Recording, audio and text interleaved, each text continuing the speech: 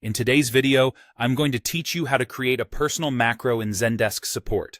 Specifically, a macro that you alone can use, which is not shared with others. If you find yourself repeatedly performing the same tasks on different tickets, a personal macro can be a great way to save both time and effort by automating those repetitive actions. To begin with, make sure you're logged in to Zendesk support using your agent credentials. This will ensure you have access to all the necessary tools you need to create your macro. Once you're logged in, direct your attention to the sidebar. From there, navigate to the Admin Center. You'll want to follow the path to Workspaces, then Agent Tools, and finally to Macros. This is where all the magic happens in creating your personal macro. Once you're in the right section, it's important to make sure your view or filter is set to personal macros rather than shared. This setting ensures you're working with macros that only you will be able to access and apply to tickets.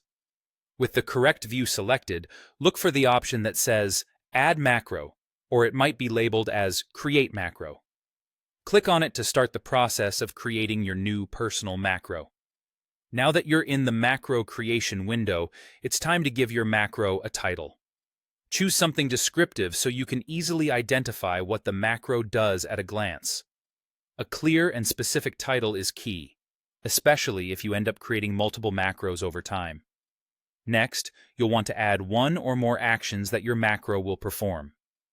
This is where you define what tasks will be automated when you apply the macro to a ticket.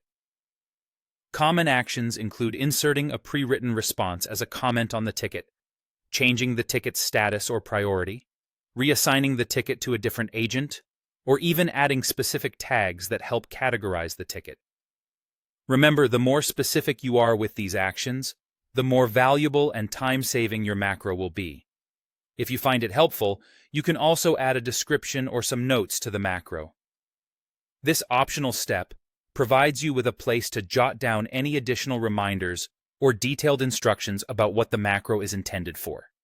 It can be particularly useful if your macro is complex, or if you think you might not use it frequently enough to remember all its features.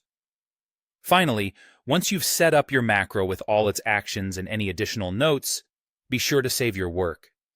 After saving, your macro will appear in your personal macro list, ready for you to apply whenever you handle a ticket that fits the macro's criteria.